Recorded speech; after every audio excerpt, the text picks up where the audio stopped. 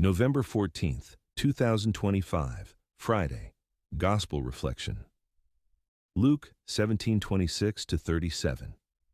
Jesus said, "As it was in the days of Noah, so it will be on the day the Son of Man is revealed."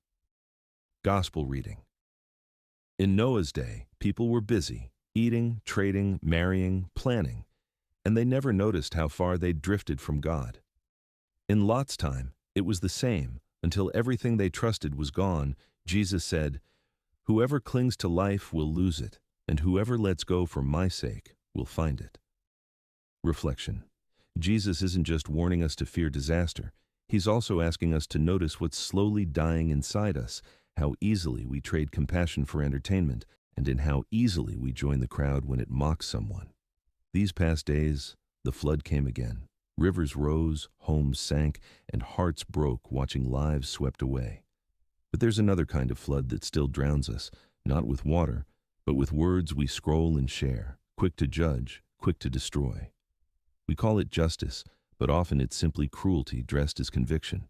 We tell ourselves, they chose to be public, they should expect this. But that's not justice. It's participation in destruction. We don't see what storms others are already fighting. The heaviness behind a smile, the loneliness behind a strong voice. Some are already struggling to stay afloat, and our words, careless, sharp, unexamined, become the final wave that pulls them under.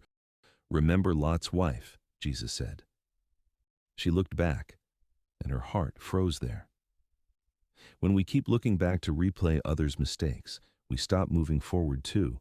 Faith calls us not to join the noise, but to become the quiet strength within it. True readiness for God doesn't come from fearing the end. It comes from living with compassion now, when we choose patience instead of ridicule, mercy instead of judgment, and silence instead of another cruel comment. That's when His kingdom draws near. Maybe the day the Son of Man is revealed isn't far away. Maybe it happens each time kindness wins where cruelty used to live. Prayer. Lord, help us see what we've grown blind to. When we join the crowd in tearing others down, remind us that we're wounding you too. Teach us to guard our words, to protect what is fragile in others, and to choose compassion even when it costs us. Let this be the day we turn back, not out of fear, but because our hearts finally remember what it means to be yours. Amen. If this touched you, walk with us again tomorrow. Because the gospel isn't just written to be read, it's written to be lived in the way we treat one another.